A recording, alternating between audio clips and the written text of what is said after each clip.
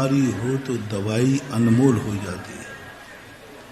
इसी प्रकार साल भर में भाद्र महीना सबसे ज्यादा अशुभ है, सबसे ज्यादा नकारात्मक दृष्टि देता है। सबसे ज्यादा पूरे साल भर में भाद्र माह है, समस्त कार्यों के लिए वर्जित है। श्रावण माह है, फिर भी बहुत कार्यों के लिए शुभ है। अश्विन माह है, 15 दिन शुक्ल पक्ष के कथन से शुभ है। लेकिन भाद्र माह किसी भी रूप में किसी भी कार्य के लिए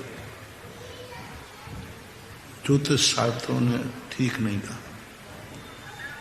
तो जब शुभ की स्थिति प्रकृति से ही कम हो जाए तो उसकी पूर्ति के लिए अशुभ का खंडन करने के लिए शुभ चाहिए। बीमारी आए तो दवाई की कीमत हो जाती है। भाद्र पक्ष में अशुभ होने से धर्म की कीमत हो जाती है, पूजा पाठ की कीमत हो जाती है। भाद्र पक्ष का धर्म ध्यान हमारे लिए जिंदगी के लिए वो काम करता है साल भर के लिए, जैसे महाबीमारी में टीका काम करता है। बीमारी के पहले टीका लगाया जाता है। जैसे आपको कोरोना में वैक्सीन की चर्चा आई थी, पहले बड़ी माता आदि की टीका लगते थे। पोलियो को पहले से दवाई पिलाई जाती है। तो भाद्र माह में जो अच्छी तरह से पुण्य कर लेता है वो साल भर के अमंगल से बच जाता है। क्योंकि भाद्र माह में धर्म की बहुत कीमत है, पुण्य क्रियाओं की कीमत। धर्म का अर्थ है पुण्य क्रियाओं का, क्योंकि ये सारा ब्रह्मांड, सारी प्रकृति अपना प्रचार अशुभ के रूप में करती है। अशुभ वर्णाएं, नकारात्मक दृष्टि, पूरा ज्योतिष मंडल नकारात्मक हो जाता है। और उस नकारात्मक जहां होगी उतनी ही हमें सुरक्षा भी चाहिए। जहां असुरक्षित जिंदगी होती है वहां सुरक्षा भी उतनी तगड़ी चाहिए। इससे जब प्रकृति ही नकारात्मक हो गई तो उस नकारात्मक से बचने के लिए हमें पुण्य की क्रियाएं ज्यादा करना चाहिए। इसलिए भादों का महीना सभी के यहाँ, सभी संप्रदायों में धार्मिक कार्यों के लिए विशेष उचित कहा है।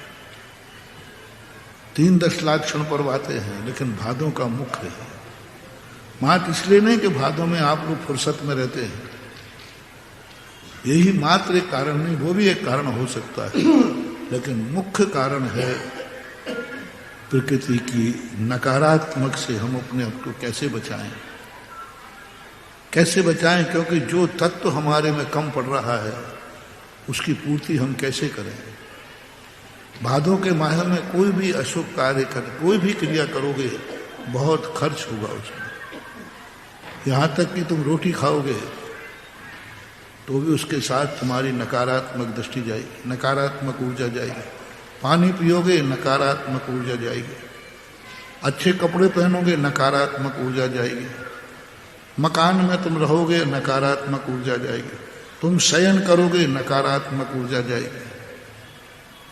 इसलिए भादों के महीने में सबसे कम सोने को कहा, सबसे कम कपड़े पहनने को कहा।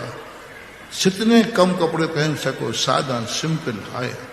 पूरे 11 महीने खूब शौक कर लेना, लेकिन भादों के महीने में सिंपल सादा कपड़े पहनना, क्योंकि वो भी नकारात्मक कर देगा।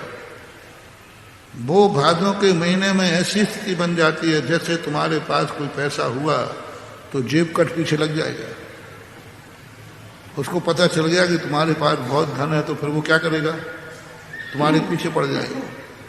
तुमने भादों के महीने में कुछ शौक किया, ऐश आराम किया, अच्छे कपड़े पहने, अच्छा बहुत कुछ काम किया, बहुत खाया पिया, बस तुम्हारी नकारात्मक शक्ति पीछे पड़ जाएगी कि तुम साल भर फिर अच्छा नहीं खा पाओगे, अच्छा पहन नहीं पाओगे, ऐसी बीमारी आ जाएगी। इसलिए भादों के महीने में सबसे ज्यादा उपवास करो, नीरस भोजन करो, चटक पटक मत खाओ। सबके संप्रदाय में देखना, भादों के महीने में बहुत सिंपल एकासन करो और 10 लाख क्षण में 10-10 उपवास, 16-16 उपवास, 16 कारण। ये सब क्या है? त्याग करो, ज्यादा मत खाओ, रूखा खाओ, रस का त्याग करके खाओ, कम खाओ, कम कपड़े पहनो, घूमने कम जाओ। प्रमाण करो कि हम 10 दिन कहीं नहीं जाएंगे। कपड़े बिल्कुल सिंपल पहनो जिससे धार्मिकता दिखे। तो ये इनके रीजन मात्र धार्मिक ही नहीं है, इन सबका एक भौतिक बड़ा प्रभाव है। मतलब हर चीज में तुम्हें सिंपलता लाना है, मात्र विचारों में ही नहीं, आचरण में ही नहीं, बाहर की शुद्धि में।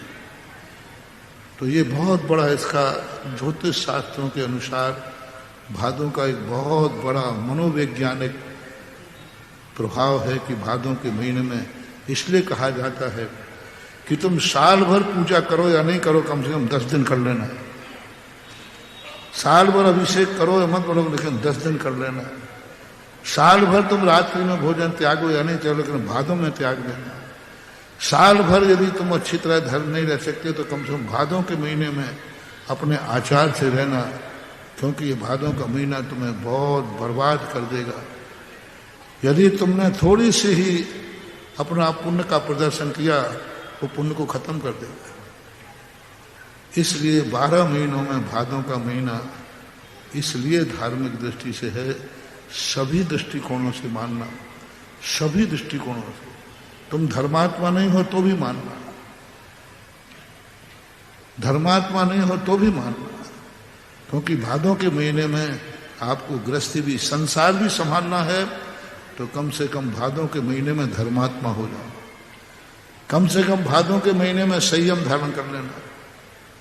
कम से कम भादों के महीने में आपका आचरण थोड़ा सा अच्छा हो जाए, तो हो सकता है 11 महीने तुम्हारे अच्छे से निकल जाए।